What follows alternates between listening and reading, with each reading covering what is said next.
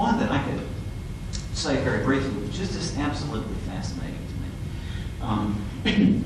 You know, as we sit here in this room and we think about the notion of truth, which is much in the news these days,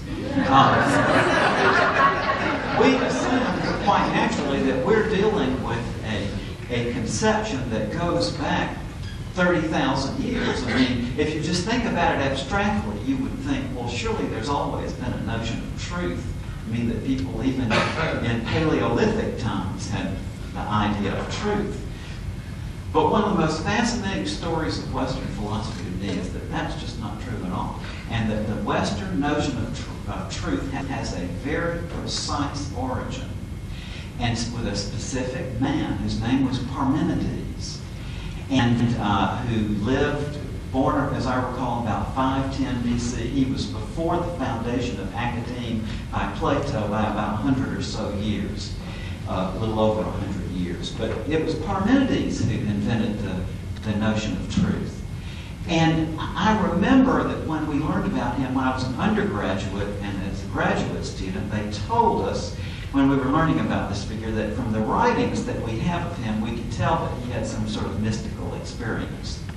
But beyond that, it wasn't really clear. But with the increased interest of my scholars in religious studies and other fields now in this kind of altered state of awareness that is related to death, we've come to realize that very likely the experience that Parmenides had was something akin to either a near-death experience or an underworld journey or otherworld journey, as the ancient Greeks called them. And it might be surprising, but nonetheless true, that in ancient Greece, near-death experiences were dinner table conversation, just as they are in the United States today. That seems surprising, but they were very aware of phenomena like these.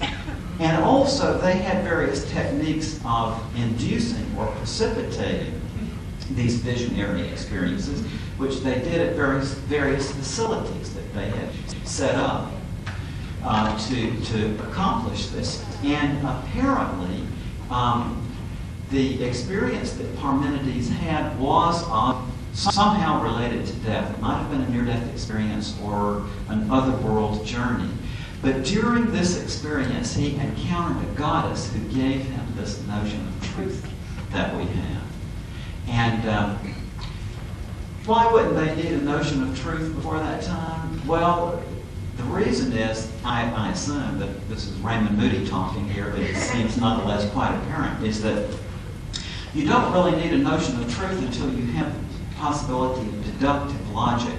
And the reason, roughly, is that in a pre-literate society, deduction, which we all learn in grade school how to make deductions, but you have to have it written down because most people couldn't hold a whole bunch of premises in their head long enough to see that there's a necessary connection between the premises and the conclusion.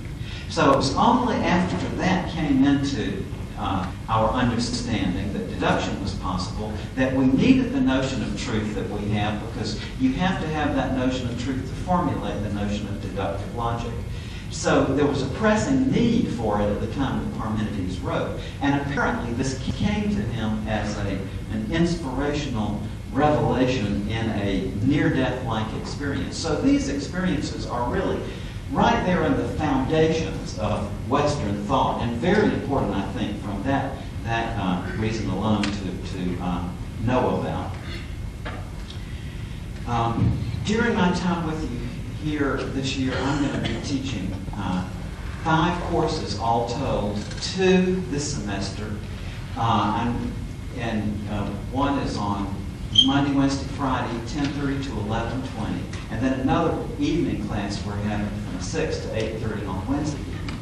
And we'd love to have you in these. And I don't know exactly what the content of these courses will be yet. I mean, I know within limits, but I'm going to, the first day of class, I'm going to get a sense of the students, what they're interested in, which way they want to pursue this. And I've got a vast amount of material that I've carefully worked through, but it'll be sort of a function of what the students want. And then the second semester, I'm going to be offering a course on how this notion of the afterlife has been viewed by the great philosophical thinkers of the West. That will be one. And another course will be alternate states of awareness. And the third course will be a seminar on humor and consciousness. And also, we are, thanks again to the generosity of the Bigelows, this year we're going to be having a series of speakers come who present different aspects of this and so on. The first one will be on October the 4th, on a Sunday, as I recall.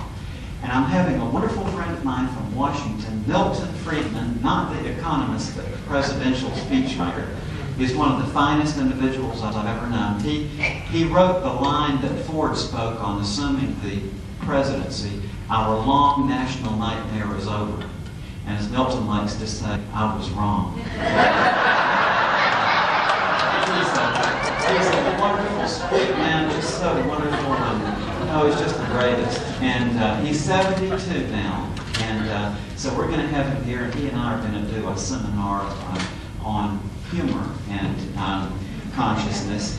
Milton has been involved actively in the study of consciousness really all his life. He's just a wonderful human being. And we're going to invite other people here. We'll invite Bruce Grayson and many other of my colleagues to present all kinds of perspectives on this. We will have people who represent the skeptical point of view here too on this, who are skeptical about the paranormal. I think that's the right thing to do to bring balance into this. But I do want to say this from the beginning, because this is a personal soapbox here. I am really irritated enormously when I hear the so-called skeptics on these matters say things like, "Oh, I'm skeptical about these near-death experiences. I think they're just the brain chemistry going awry at the point of death." Or, as I heard a man on the Learning Channel a few weeks ago, they were investigating one of these so-called poltergeist experiences, and this man was going in for his investigation, and the journalist poked a microphone into his face, and just before he went into there, and she asked, "Well, what do you think this is all about?" And he said, and I can quote these words exactly because they were so horrifying to me. He said, "Well, I'm trained as a skeptic, so I think this is a hoax." Now, what I'm getting at here is, this is dishonoring the sacred label of skepticism. That's one of my favorite philosophical movements, and I feel personally affronted when I hear this kind of misuse of this. Skepticism is something I want to recommend to you. Ancient skepticism was a spiritual practice. What we're really beginning to learn about the early foundational figures now of Western philosophy is that these people were not exactly abstract thinkers as we had imagined. That these were people who engaged in various sort of mind-altering and consciousness-raising exercises. And skepticism was a technique that these people used where they would vigorously pursue their inquiry, and then they would purposefully refrain from a conclusion. That was the point of it, to pursue your inquiry as vigorously as you can, and then to hold back from a conclusion. And so now when you hear those statements again, "I'm a skeptic about the near-death experience, I think it's just the brain damage," or whatever, that's a self-contradiction. What skepticism is withholding a conclusion. Well, why do you do that? Because as a practitioner of this since I was 18 myself, I can tell you what it does over a period of time. If you keep on doing that, what that does is that it drives your thought off into other directions. It's really a very mind-opening experience. So if you hold back from conclusions, what it has the force of doing is to guide your inquiry into directions that it wouldn't have gone into under other circumstances. So what I'm getting at here is that we'll have some people to represent the skeptical point of view too, but I want to say that there's a better kind of skepticism that professional skeptics represent, in my opinion. I just want to thank you all again for the honor that you have given Cheryl and me and our new baby to receive us into this community for this year. And I want to make myself available to you as well while I'm here. I'm very approachable. I'm terribly shy, but do get over that after a while of interaction. But I just want to make myself available while I'm here and want to serve the community in whatever way that I am able. So at that point, I want to open up for your questions and comments. Yes, ma'am. I am so excited, Dr. Moody, about your development of this new program here at UNLV. And I was just wondering, would you be having someone that's been so immensely popular in the Las Vegas circuit, Daniel Brinkley? I know he's a dear friend of yours. Will you have him speak here? No, I'm not going to have Daniel here because we will have the people who will be coming are scholars who have studied this and so on. And well, he's lived it. Well, I think in a university, what we need to do is to have this, I think, focused on the people with that kind of credential. So he's not one of the ones that I have invited. But yes, I love Daniel very much. He's a very colorful character. And so he's so popular here on the circuit. He's spoken so many times. And because of your friendship, I just thought this would be great.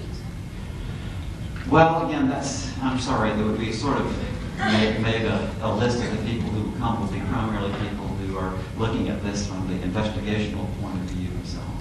I have another person in mind who is the first person I ever knew who had an experience like this. He was a physician. And if we can prevail on him to come out here, I'd like to do that too. Yes? Can you explain what you mean by panoramic life review? Yes. She asked about what I mean by the panoramic life review. A lot of the people who come close to death will tell us that at some point in this experience, they undergo a visionary phenomenon whereby they see everything that they've ever done displayed around them in a kind of panorama. And they say that everything is there instantaneously. And that they get to review every single detail of their life in exquisite realism in a way that makes them confront the emotional component of that experience that they had. Yes? Two questions. One, I know Dr. Morse has been studying the near-death experience of children. I was wondering, have they ever had panoramic life reviews as well as adults, or do they have short ones? Or, they're little kids, let's say, do they have one? Have you ever heard of one? She asked about whether very young children have panoramic memory in their... Oh, yes, absolutely. I know of a case, yes, that I was trying to think of someone that I knew. Yes, my friend Dr. Euron Greek that I mentioned, as I recall, his experience was when he was 7 years old, and indeed, he had this exquisite review of every detail of his life.